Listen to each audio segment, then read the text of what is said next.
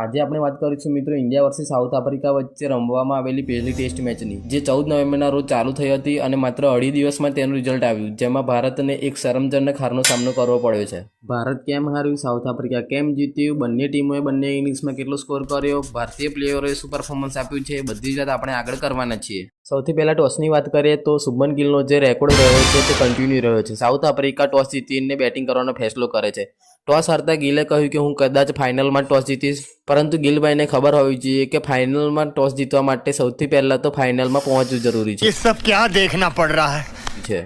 પહેલી ઇનિંગની વાત કરીએ તો સાઉથ આફ્રિકાની ઓપનિંગ પાર્ટનરશિપ 57 રનની થાય છે. એડન માર્કરમ 31 અને રાયન રિકલ્ટન 23 રન બનાવે છે.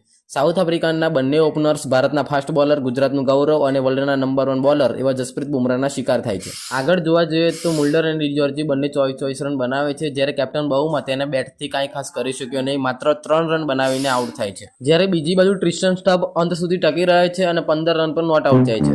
એમ કેમ કરીને સાઉથ આફ્રિકા 159 રન સુધી પહોંચે છે. હવે ભારતીય બોલિંગની વાત કરીએ તો જસપ્રીત બુમરાહે તેના કરિયરની 16મી 5 વિકેટ ફોલ લીધી છે. સિરાજે 2 વિકેટ, અક્ષર પટેલે 1 અને કુલદીપ યાદવે 2 વિકેટ લીધી છે. સાઉથ આફ્રિકાના 159ના ટાર્ગેટ સામે ભારત બેટિંગ કરવા ઉતરે છે. ભારતની ઓપનિંગ પાર્ટનરશિપ કાંઈ ખાસ રહેતી નથી. માત્ર 18 રન પર ભારતની પહેલી વિકેટ જયસ્વાલના રૂપમાં પડી જાય છે.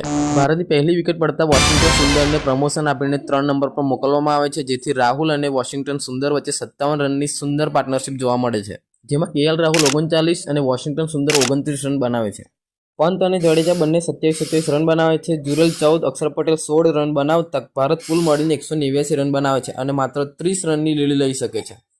હવે બીજી ઇનિંગની વાત કરીએ તો સાઉથ આફ્રિકાનો ટોપ ઓર્ડર કાંઈ ખાસ કરી શક્યો નહીં, પરંતુ અહીં 2 પ્લેયર એવા છે કે જેમની વાત કરી ખૂબ જ જરૂરી છે, જેમાં સાઉથ આફ્રિકન કેપ્ટન ટેમ્બા બાઉમા અને કોબિન બોસ બંને મળીને કુલ 80 રન બનાવે છે, જેમાં ટેમ્બા બાઉમા 55 રન બનાવે છે અને કોબિન બોસ કિંમતી 25 રન બનાવે છે.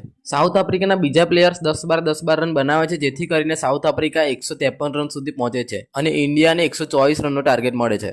આમ જોવા જઈએ તો 124 રનનું ટાર્ગેટ ભારતીય બેટિંગ લાઇનના પ્રમાણે કંઈ પહાડ જેવડું નહોતું, પરંતુ જ્યારે ભારત બેટિંગ કરવા ઉતરે છે ત્યારે ઉપરથી 2-3 વિકેટ જતા આ ટાર્ગેટ હકીકતમાં પહાડથી પણ ઊંચું લાગતું હતું. વોશિંગ્ટન સુંદર અહીં પણ ટકીને જરૂર રમવાનો પ્રયાસ કરે છે, પરંતુ અંતમાં જઈને વિકેટ ગુમાવી બેસે છે. અક્ષર પટેલ અંતમાં આવીને જરૂર છક્કા ચોક્કા લગાવે છે, પરંતુ તેઓ પણ કેશવ મહારાજની બોલિંગનો શિકાર બને છે. આમ ભારત ગમે તેમ કરીને 94 રન સુધી પહોંચે છે અને 9 વિકેટ ગુમાવી દે છે. 10 વિકેટની જરૂર પણ નથી, કારણ કે ગિલ ઓલરેડી ઇન્જરીના કારણે બહાર હતો અને અહીં ભારતને 30 રનથી હાર થાય છે. હવે ભારતની મેચ હારવાના કારણોની વાત કરીએ તો સૌથી મોટું કારણ બતાવવામાં આવી રહ્યું છે ખરાબ પીચ. ભારતના ભૂતપૂર્વ કેપ્ટન સૌરવ ગાંગુલીએ એ વાત પર ખુલાસો કર્યો છે કે આ પીચ ટર્નિંગ ટ્રેક બનાવવામાં આવી હતી, જે બોલિંગ ફ્રેન્ડલી હોય છે અને સમય જતાં તે વધારે ને વધારે ખરાબ થતી જાય છે, જેથી કરીને બેટ્સમેન માટે વધારે મુશ્કેલીઓ ઉત્પન્ન કરે છે. ખાડો ખોદે તે ખાડામાં પડે એ કહેવત અહીં ભારત પર લાગુ પડી છે. સાઉથ આફ્રિકા માટે જે યુક્તિ વિચારી હતી એ યુક્તિમાં ખુદ ભારત ફસાઈ ગયું છે. અહીં ભારત પહેલી ટેસ્ટમાં હારી ચૂક્યું છે. સિરીઝ જીતવાનો કોઈ ચાન્સ નથી, પરંતુ 1-1ની બરાબરી કરીને સિરીઝ ડ્રો જરૂર કરી શકે તેમ છે. ક્રિકેટની દરેક અપડેટ અને રિવ્યૂ જોવા માટે ચેનલને લાઇક કરો, શેર કરો અને સબસ્ક્રાઇબ જરૂર કરો.